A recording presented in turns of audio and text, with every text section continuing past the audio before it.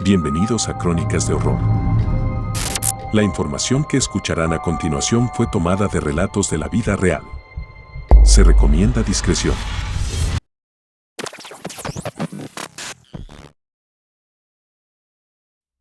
Cuando tenía 15 años, tuve mi primera novia. Vivíamos en una zona de clase alta, con calles muy tranquilas y pacíficas. Mi novia Casey vivía a solo 2 cuadras, así que podía caminar hasta su casa casi todas las noches. Una noche de jueves durante las vacaciones, cuando no tenía nada que hacer, comencé a caminar hacia la casa de Casey. Era tarde, pero realmente no importaba. Pero pronto, comencé a escuchar ruidos a mi alrededor, y cuando digo a mi alrededor, me refiero principalmente detrás de mí. La primera vez que lo escuché, fue el sonido de un arbusto moviéndose. Solo giré la cabeza para mirar por un segundo sin detenerme y comencé a caminar un poco más rápido. Cuando llegué a la siguiente cuadra, escuché otro ruido de una ramita rompiéndose. Esta vez me detuve y me di la vuelta. Todo lo que vi fue la calle vacía y los arbustos que se alineaban a lo largo de cada propiedad. Básicamente al lado de la calle había una pared de arbustos y no vi a nadie ni nada que pudiera estar haciendo esos sonidos. Aceleré el paso aún más y ya estaba alcanzando la recta final hacia la casa de Casey cuando hubo otro sonido de nuevo, pero esta vez eran pasos rápidos y ligeros. Me giré otra vez sin detenerme. Nadie, nada. Ya podía ver la casa de Casey. La llamé y contestó de inmediato. Le dije lo asustado que estaba porque seguía escuchando ruidos. Caminé alrededor de los arbustos que rodeaban su entrada y entré a su propiedad. La noté mirando por la ventana de su dormitorio en el piso de arriba y me saludó con la mano mientras se reía por teléfono. Entonces me preguntó, ¿quién es ese tipo justo detrás de ti? Me giré de inmediato y vi a un hombre adulto agachado caminando a unos 10 pies detrás mío. Grité y corrí hacia la puerta y comencé a golpearla. El hombre me agarró e intentó ponerme en una especie de llave, pero me soltó y se fue corriendo bastante rápido. La mamá de Casey abrió la puerta con una expresión de consternación. Me dejó entrar y cerró la puerta de golpe mientras Casey venía corriendo. La mamá de Casey me abrazó, hizo algunas preguntas y luego llamó a la policía para advertir sobre un hombre peligroso rondando por el pueblo. Ella me dejó quedarme esa noche por razones obvias y me llevó a casa al día siguiente.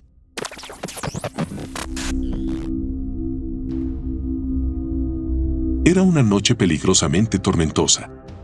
Todos en mi familia estaban haciendo sus cosas. Yo estaba en mi habitación viendo televisión, mis padres estaban en la sala viendo algún programa de comedia, y mi hermana estaba jugando videojuegos arriba. Por lo general, disfrutaba de noches tormentosas como esa porque me relajaban, hasta que hubo un estruendo en mi ventana. Salté y miré afuera. Había alguien allí afuera, pero la gran cantidad de lluvia que caía sobre la ventana desdibujaba su rostro. Parecía que estaba gritando pidiendo ayuda. Abrí la ventana solo un poco, y él gritó, «Déjame entrar, estoy herido». La lluvia era tan fuerte que tuve que gritarle que viniera por el frente. Corrí a la sala para decirle a mi papá que un hombre que parecía estar en apuros, estaba gritando pidiendo ayuda afuera. Y entonces llegaron los golpes y gritos pidiendo ayuda fuera de nuestra puerta principal. Mi papá estaba a punto de abrir, pero lo detuve. No estaba seguro si era una buena idea. Luego sonó el teléfono y en la pantalla aparecía la identificación de llamada de nuestro vecino de al lado. Mi papá corrió a contestar. Cuando le oí decir no puede ser, supe que algo estaba mal. Colgó el teléfono y dijo que se mantuvieran alejados de la puerta. No explicó por qué, pero fue a la ventana para mirar al frente. Ahí es donde dijo que vio a un tipo agachado, golpeando la puerta, sosteniendo algún tipo de herramienta grande. Mi papá gritó a través de la puerta principal al hombre que se fuera antes de que llegaran los policías. Luego realmente los llamó. Eventualmente, el hombre afuera se rindió y desapareció. Cuando mi papá estaba en el teléfono con el vecino, le dijo a mi papá que vio a un tipo con apariencia de vagabundo, hurgando en su cobertizo, y salió con un hacha. La policía encontró al hombre loco vagando por las calles y salió en el periódico unos días después.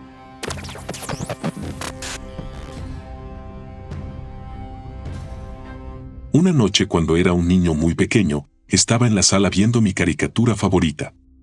Tenía la televisión bastante alta, pero pensé que podía escuchar a mi mamá llamándome desde el sótano.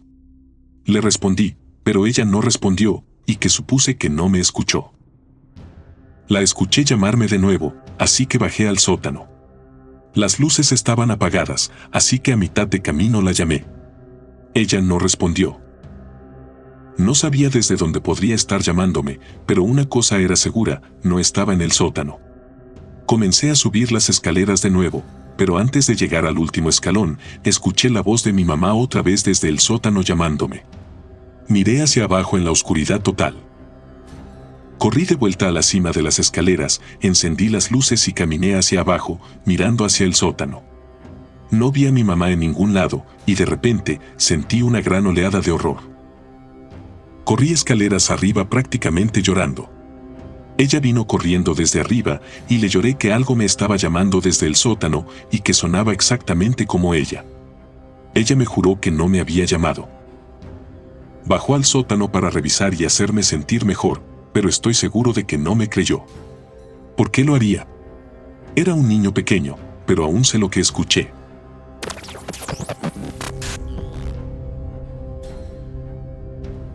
Mi abuelo me contó recientemente una historia. Fue sobre una noche en que sacó a pasear a su perro. Solía tener una pequeña Boston Terrier llamado Serry, a quien nombró en honor a una vieja amiga suya que falleció. Mi abuelo vive a unas 2 horas de nosotros en una granja, y no hay mucho que ocurra allí. Vive con su esposa, Marian, con quien se casó hace unos 15 años. Todos los días, Marian sacaba a Serry a pasear por la mañana y mi abuelo la sacaba por la tarde. En un paseo regular durante el atardecer, mi abuelo estaba caminando con Serry por el sendero de tierra habitual que corre a lo largo del bosque junto a su propiedad. Mi abuelo pasó por otra persona en el sendero a quien Serry instintivamente ladró y jaló hacia ella, como hacen la mayoría de los perros cuando ven a extraños. Él saludó al extraño que llevaba una gran capucha, pero el extraño simplemente pasó sin siquiera parpadear, así que él y el perro siguieron caminando. Serry seguía mirando hacia atrás, pero mi abuelo le decía que se callara y tiraba de la correa para mantenerla caminando. Eventualmente, mi abuelo se daría la vuelta para ver a qué podría estar ladrando Serry. El extraño que pasó unos minutos antes lo estaba acechando detrás de un árbol a poca distancia. Mi abuelo decidió acelerar el paso lo más rápido posible. A su edad avanzada, siempre lleva gas pimienta en el bolsillo grande de su abrigo por si acaso. Estaba acercándose a la casa, cuando de repente escuchó sonidos de hojas a centímetros detrás de él, pero antes de que pudiera girar, sintió el calor de un guante cubriendo su boca y nariz, impidiéndole gritar o respirar. Mi abuelo dice que podía escuchar a Serry ladrando y mordiendo al extraño, lo que podría haber ayudado a aflojar el agarre del hombre. Él dice que luchó por sacar el gas pimienta de su bolsillo, pero cuando lo hizo, lo roció al menos 10 veces y continuó rociándolo incluso después de que el hombre lo soltara y comenzara a gritar. Entonces corrió para escapar de regreso a su casa. Estaba perfectamente bien.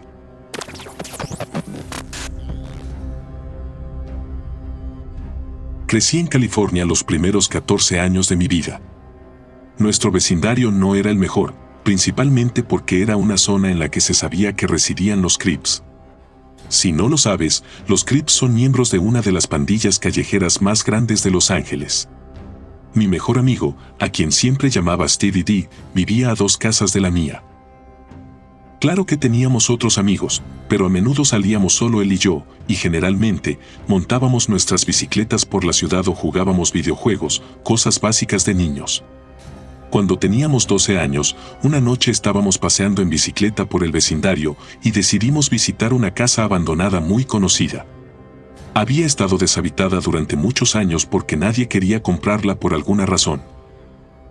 Cuando llegamos en nuestras bicicletas al frente de la casa, Stevie señaló la ventana y dijo, «Mira». Acerqué un poco más mi bicicleta a la ventana y enfoqué mi vista en ella. Podía ver a alguien asomándose. No podía decir si nos estaban mirando o no, pero definitivamente era el rostro de una persona entre las cortinas. Era extremadamente extraño considerando que el lugar había estado deshabitado durante años. Miramos por más tiempo del que debíamos y notamos algo más extraño. La persona no movía su rostro en absoluto. Nos acercamos un poco más, de hecho, entramos en el camino de entrada y al acercarnos parecía ser una decoración de Halloween o algo así, como una cabeza falsa. Esto significaba que alguien se había metido en la casa para ponerla allí. Stevie y yo, siendo los niños traviesos que solíamos ser, ideamos un plan para colarnos por la parte trasera de alguna manera y revisar el lugar. Escondimos nuestras bicicletas a un lado de la casa, detrás de un arbusto crecido, y luego nos escabullimos al patio. Para nuestra sorpresa, la puerta trasera ya estaba abierta, pero al pensarlo bien, no era tan sorprendente considerando que parecía que alguien ya había entrado para poner esa cabeza falsa allí. Entramos a la casa, pero no queríamos encender las luces y revelar el hecho de que estábamos dentro. Estaba oscuro allí, pero no completamente oscuras, así que podíamos movernos. Llegamos primero a la sala porque queríamos ver esa cosa de la cabeza falsa en la ventana. Olía muy mal en esa habitación. Recogí la cabeza de la ventana y de inmediato la solté y grité. La solté no porque fuera sorprendentemente pesada, sino porque también se sentía como piel real. Vi un líquido oscuro derramándose desde el fondo de la cabeza que ahora estaba en el suelo. Era sangre. Era una cabeza humana real. Había 2 grietas en el techo sobre nosotros. Stevie y yo nos miramos con la boca abierta. Corrimos a la puerta trasera y volvimos a nuestras bicicletas para salir de allí lo más rápido posible. Todos en nuestra área inmediata se enteraron pronto de que la cabeza pertenecía a una víctima de los Crips, quienes aparentemente colocaron la cabeza allí como algún tipo de mensaje. No creo que nadie supiera toda la historia, pero había una buena posibilidad de que quien colocó esa cabeza allí todavía estuviera en la casa, porque Stevie y yo ambos escuchamos crujidos en el techo sobre nosotros, como si alguien estuviera bajando las escaleras.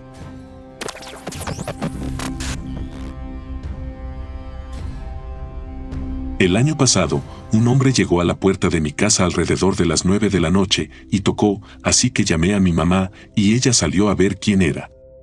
Por cierto, vivimos en una zona rural, así que las visitas tan tarde son extremadamente raras y extrañas. El hombre habló con mi mamá sobre cómo estaba abriendo un negocio, le preguntó si le gustaban los productos fabricados en Estados Unidos y luego le entregó un recipiente de Clorox como muestra. Regresó a su minivan y la abrió para sacar un supuesto aspirador cuando mi mamá vio a otros 5 hombres sentados adentro. Me dijo que corriera a buscar mi teléfono ya que no teníamos teléfono fijo. No pude encontrarlo, así que tomé mi puñal y me quedé cerca de la esquina. Ella tiró el recipiente afuera y les dijo que se largaran de su propiedad, además de que estaba llamando a la policía. Salieron rápidamente de la entrada y nunca volvimos a ver el coche.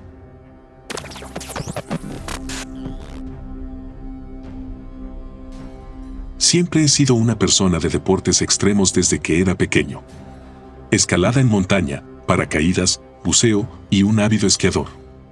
Iba a esquiar al norte del estado al menos 10 veces por temporada, a veces con amigos, a veces solo.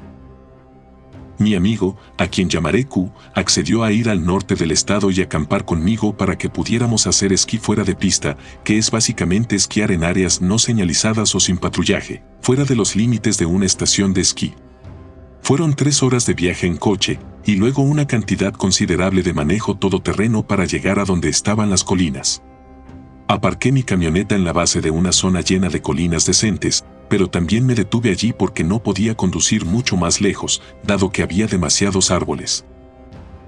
Q y yo procedimos a descargar la parte trasera de mi camioneta con todas nuestras cosas, incluyendo equipo de esquí y de campamento. Luego caminamos alrededor de un cuarto de milla, lo cual fue un trabajo increíble con todas las cosas que llevábamos. Encontramos un lugar perfecto para acampar, justo cerca de la base de una colina y en un pequeño claro entre los árboles.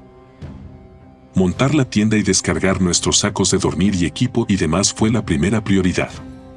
Cuando terminamos con todo eso, comenzamos nuestra caminata colina arriba para explorar el área. Hicimos una cantidad decente de caminata, pero también esquiamos bastante. En un momento, Q y yo nos perdimos mientras esquiábamos por una de las colinas. Asumí que lo encontraría en la base, o que eventualmente lo encontraría. Revisé el walkie-talkie solo para ver si respondía, pero no lo hizo, lo que significaba que probablemente todavía estaba bajando. En algún momento, mientras caminaba con mis esquís en la base de la colina, me encontré con alguien. Otro esquiador. Sonaba muy amigable bajo una máscara de esquí, preguntándome dónde estaban las mejores colinas y si estábamos acampando y demás. Llevaba sus esquís atados a su mochila naranja. Le señalé la colina por la que acababa de esquiar y también señalé en la dirección en que instalamos el campamento. Dijo que él y su esposa estaban tratando de encontrar un buen lugar para acampar cerca de otras personas y me preguntó si podía llevarlo a mi campamento. Aunque no quería volver hasta allí, sentí que tenía que ser un buen samaritano y ayudar a este hombre y a su mujer. Volví a sacar mi walkie-talkie y le dije por el altavoz a Q que iba a volver un momento al campamento. Empecé a guiar al hombre que iba detrás de mí, cuando de repente empecé a recibir algo de estática desde el otro extremo del walkie-talkie. Parecía que alguien, probablemente Q, estaba intentando hablar conmigo, pero la conexión era una mierda. Nada podía hacer al respecto, excepto volver a esta colina después. Tuve que caminar un buen rato y charlar un poco con el hombre antes de llegar al campamento. Me volví hacia él y le sonreí bajo el pasamontañas, pero me di cuenta al instante de que no tenía sentido. Sonaba muy agradecido por él y por su mujer. Finalmente le pregunté, ¿y dónde está tu mujer?, pero no contestó. Empezó a caminar más cerca de mí. Al principio no pensé nada, pero por alguna razón, algo en sus esquís y en su mochila me llamó la atención. Pertenecían a Q. Por una fracción de segundo pensé, ¿es Q? ¿Me está gastando una broma? Pero era imposible. La voz era demasiado diferente y el hombre estaba a pocos metros de mí en ese momento y estaba aumentando el ritmo a un enfoque más intimidante. Me asusté y salté a la tienda para buscar la pistola de bengalas en mi mochila, cuando el hombre me agarró la pierna, que sobresalía de la tienda, y entonces sentí un intenso y agudo dolor, como una fuerte descarga eléctrica, seguida de una sensación de calor abrasador. Grité de dolor mientras conseguía sacar la pistola, apartar la puerta del respiradero y apuntar al hombre. Inmediatamente retrocedió con las manos en alto, y fue entonces cuando noté que el puñal se clavaba profundamente en mi pierna. Ordené al hombre que me dijera dónde estaba mi amigo. Respondió rápidamente que cerca de la base de la colina donde me había encontrado. Le dije que se quedara quieto mientras llamaba al 911 para pedir un rescate inmediato, pero el hombre se largó con bastante facilidad mientras yo hablaba por teléfono. No había mucho que pudiera hacer con un solo disparo de bengala. Me sentí como si estuviera esperando allí en el frío con mi pierna sangrando por siempre, hasta que finalmente el sonido tranquilizador de un helicóptero de rescate se abalanzó sobre mí. No puedo creer que realmente me recogiera un helicóptero, así que ayudé a localizar a mi amigo tendido en la nieve en medio de la colina. Estaba inconsciente y además le habían apuñalado 2 veces en la pierna y robado. Intentó hablar conmigo a través del walkie-talkie mientras perdía el conocimiento, pero la conexión era mala. Los dos fuimos al hospital y hoy estamos bien.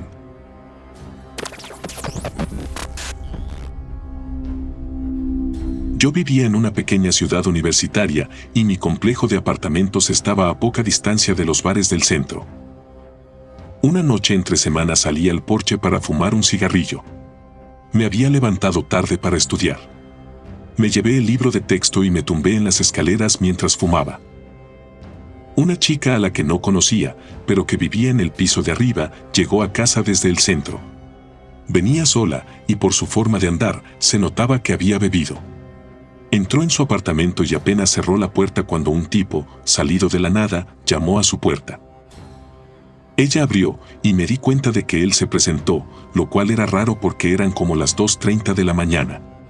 ¿Quién viene a esa hora al apartamento de una chica cualquiera? Así que decidí quedarme fuera y prestar atención. Acabaron hablando durante más de 10 minutos. Más tarde, ella reconoció lo extraña que era la situación, pero no supo cómo poner fin a la conversación. Él hacía las cosas más espeluznantes, como acercarse y acariciarle el pelo al menos 3 veces, e intentaba acercarse lentamente a ella en la puerta. Me empeñé en hacer mucho ruido con mi libro de texto para que supiera que estaba allí, y desapareció tan misteriosamente como había venido. Llamamos a la policía, y días después nos hicieron sentar a la chica y a mí con un dibujante. En cuanto se hizo público el retrato, llovieron las llamadas. El tipo resultó ser un violador en serie que seguía a chicas solas a casa desde los bares y se hacía pasar por un taxi que les ofrecía llevarlas. Esta chica tuvo suerte porque vivía tan cerca de los bares que no tuvo oportunidad de hacer el numerito del taxi.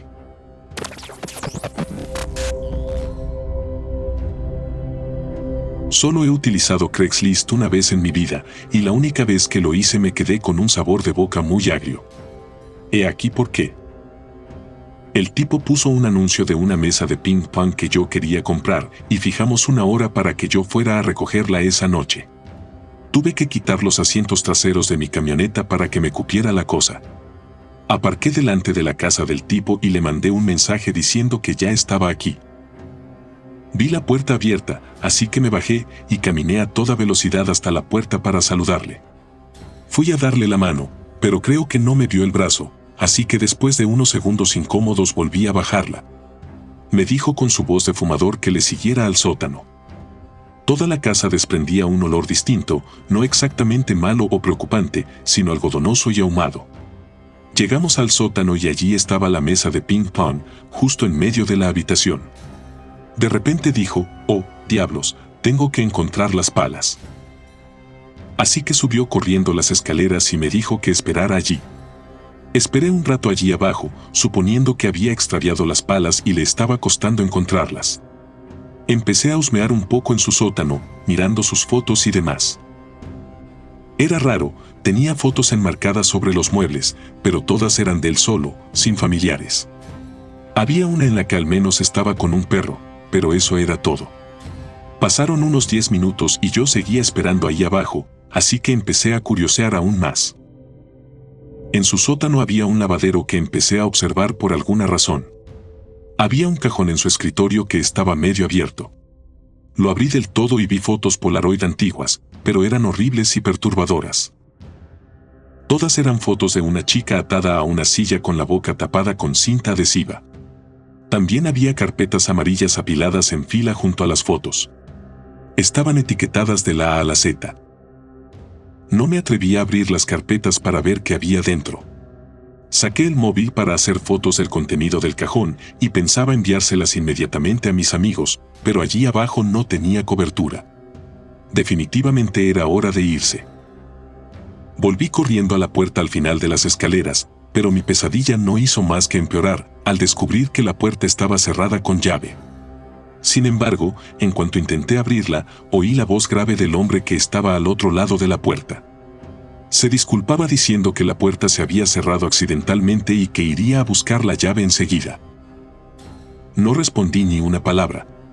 Examiné detenidamente el ojo de la cerradura, bajé corriendo las escaleras hasta el escritorio del hombre, cogí 3 destornilladores de distintos tamaños y probé cada uno de ellos en la puerta. El destornillador más pequeño logró encajar en el ojo de la cerradura de forma rectangular, lo que me permitió girarlo lo suficiente para desbloquear y abrir la puerta. No me detuve a mirar a mi alrededor, simplemente salí corriendo hacia el coche. No volví a mirar a la casa, simplemente conduje hasta la comisaría más cercana, les enseñé las fotos, les di la dirección, les dije dónde encontrar las fotos, y eso fue suficiente para que empezaran su investigación. Unos días más tarde, obtuve toda la información. El hombre formaba parte de un negocio de pornografía infantil en la Deep Web, que era como aparentemente se ganaba la vida. ¿Por qué decidió encerrarme en su sótano? Eso está más allá de mí. No tengo la menor idea de lo que pretendía hacer conmigo, pero obviamente no era nada bueno.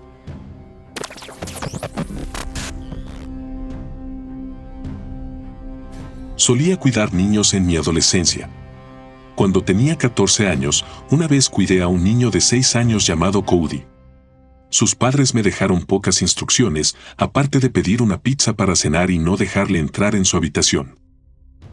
También me dejaron un comentario interesante: Cody tiende a actuar de forma diferente a los demás niños y habla consigo mismo o con su amigo imaginario, sobre todo cuando juega con sus juguetes.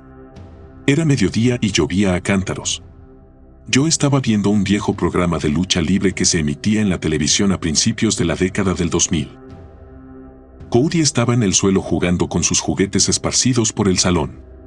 Él seguía usando el nombre de Agnes y actuaba como si estuviera jugando con otro niño que estaba sentado frente a él. Uno de los juguetes que tenía al otro lado de la habitación se activó de repente. Solo me pareció raro, porque el juguete era uno de esos pequeños cubos con una manivela de la que tiras hacia abajo y aparece en la pantalla un fondo simulado de carreras en movimiento. Era el tipo de juguete que requiere esfuerzo para activarse. Y ahí estaba, activado por sí solo. Le pregunté a Cody cómo era posible, y me miró y dijo, Agnes está jugando con él. Tengo que admitir que fue un poco inquietante oírle decir eso. Cogí el juguete y lo apagué. Esa noche, en la última hora de espera para que volvieran sus padres, yo estaba en el baño cuando tocaron a la puerta. Abrí la puerta y Cody no estaba. Una de las puertas al final del pasillo empezó a abrirse lentamente, muy lentamente. Apagué la luz del baño y entré en la habitación esperando ver a Cody jugando a asustarme. En lugar de eso, Cody estaba sentado en la cama, en la esquina más alejada de la habitación, mirando. Le pregunté quién acababa de abrir la puerta. Agnes, dijo. Ahora sí que me asusté, fui a levantar a Cody de la cama y lo llevé al salón, donde pasé el resto del turno hasta que volvieron sus padres. No mencioné ninguna de las cosas raras que habían pasado, pero cuando se pusieron en contacto conmigo para que cuidara a Cody de nuevo, nunca les devolví la llamada. Si te gustó este episodio, no olvides suscribirte y compartirlo con alguien que querrás asustar. Y recuerda, no temas a las sombras. Ellas solo te quieren asegurar que hay luz cerca.